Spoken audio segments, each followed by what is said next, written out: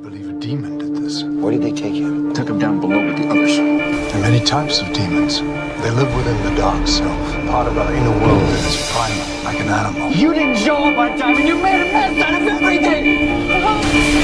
So there's a switch that you can turn on and off, see?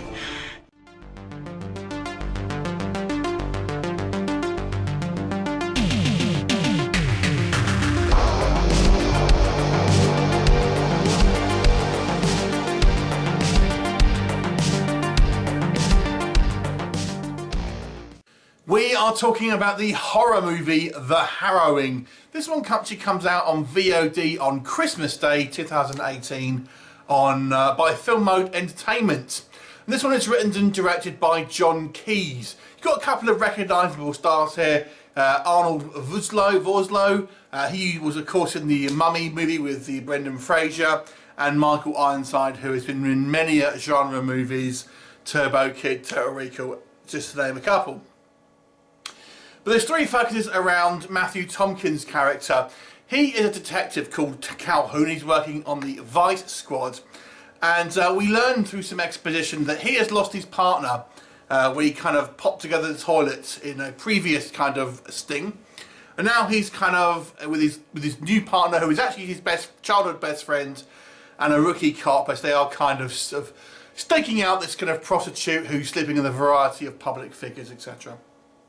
However, he once again ends up kind of going off to go and get some coffee, and then something bad happens. A massacre takes place, and everyone involved is eviscerated, apart from the rookie cop, who seems to have been cannibalising the bodies and stuff when Calhoun returns. And this rookie cop is babbling about demons and such, and there's an altercation, and Calhoun decides that there's some type of conspiracy involving this mental hospital, and basically the proprietors who run that, and decides that he's going to kind of go undercover with the blessing of his boss, played by Michael Ironside. And when he's there, his goal is to try and uncover the truth about what he theorises is happening. Of course, when he's there, all kind of strange and bizarre things are happening, and how it all plays out, well, you have to watch the movie to find out. So let's talk The Harrowing. The first thing that struck me here, I thought the performances were really strong. I thought Matthew Tompkins, who plays our main character, Calhoun, did an excellent job of kind of giving you this kind of very kind of troubled man who's kind of holding it all together. I thought he gave a really kind of believable performance. I really enjoyed his kind of like salt of the earth kind of style of playing his character, who is kind of, you feel, he's a strong character and is able just to kind of like, tries to kind of cope with all these kind of weird things that are happening. And in smaller roles, obviously, you've got Arnold Vosloo and obviously Michael Ironside. Of course, these guys are veterans at this point. So I thought the whole cast here did a pretty good job, I've got to say. And I've got to say that although there's not loads of gore in this scene, when we do see some of the gore, I mean, it's shot very quickly. It's very quick cuts.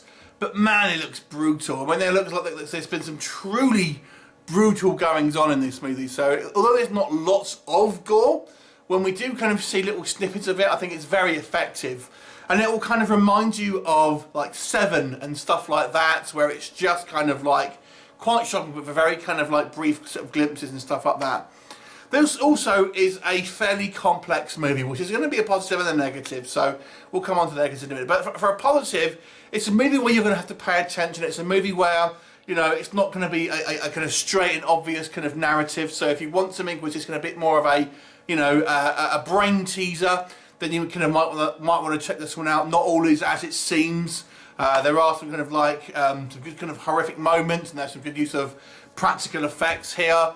I didn't really notice, there's a very minimal kind of CGI, there might be a little bit of CGI blood, but it's very kind of minimal.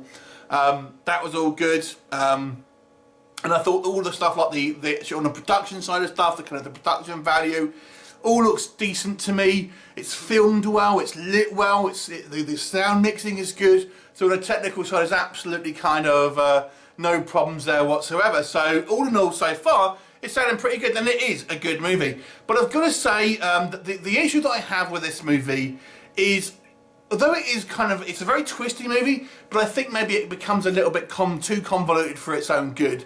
Because I feel the last act of this movie, you don't really kind of quite get what's going on. Now, part of that is by design.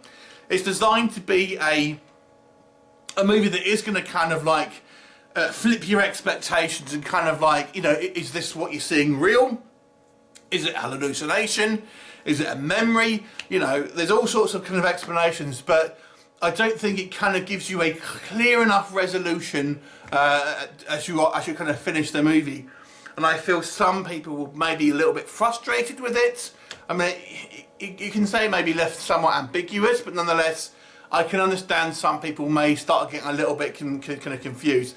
When I try and watch films, I always try and think, maybe someone who doesn't watch a lot of horror films, and just kind of like a casual viewer, how would they feel about this movie? And this is how the mindset I try and put in. Just someone who maybe buys the odd film here and there. And although this film's well made, I feel it will be a little confusing. Now, quite often I find with independent movies, independent horror films and such, is that people involved in the film know intimately what is going on. So they understand the plot, obviously completely, because they have written it, they understand it.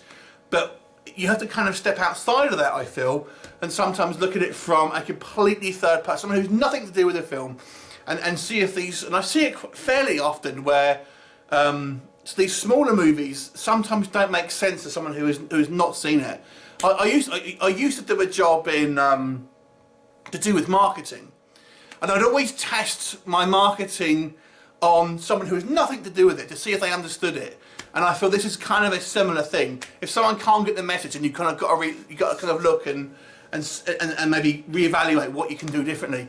And I feel although I feel obviously it is intentionally kind of like quite complex, it ends up being a little convoluted as well.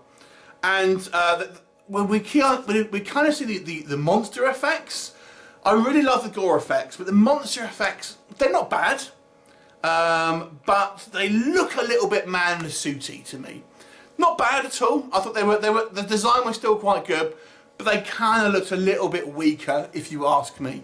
But overall, I've got to say this is a very strong movie for an independent film, and I really applaud the fact that this film does not just stick to a bog standard kind of like A to B kind of storyline, and it has the balls to actually really kind of try something a little different, try something a little bit unique. I mean, you'll be reminded of things like Jacob's Ladder, I would say, stuff like that. I think it's maybe a fair comparison. I'm sure there's others as well, but that's kind of what strikes me as its nearest comparison here. So overall, I've got to say this is a worthwhile watch, providing you can kind of really pay attention and you don't mind things that are a little bit surreal. So, but I will give it the credit where credit is due. I feel that this movie was kind of well made. It's well acted. There's very little I could say that's actually really wrong with it. Maybe apart from it is just a little bit too self-indulgent at times. So I'll give it an 8 out of 10. Have you seen it? What did you think of it? Leave me a comment and I'll see you next time. Bye for now.